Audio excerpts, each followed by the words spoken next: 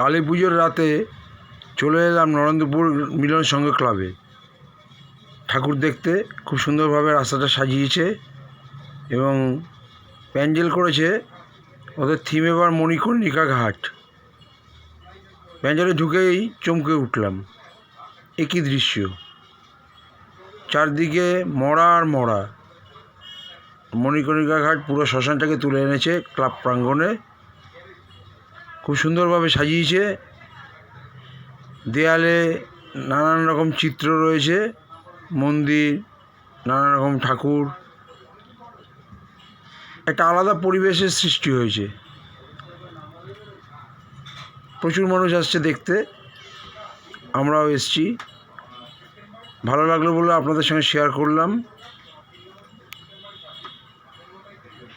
দেখুন কি সুন্দর চিত্র এঁকেছে। আস্তে আস্তে এগিয়ে যাব আমরা ঠাকুরের দিকে। মায়ের মন্দিরটি করেছে পেছন দিকটায়। আমরা আস্তে আস্তে এগিয়ে যাব। এখানে সামনে শিব ঠাকুর রয়েছে, শিবলিঙ্গ, সেখানেও পুজো হচ্ছে। আস্তে আস্তে এগিয়ে যাচ্ছি। মায়ের অসাধারণ মূর্তি দেখে চোখ জুড়িয়ে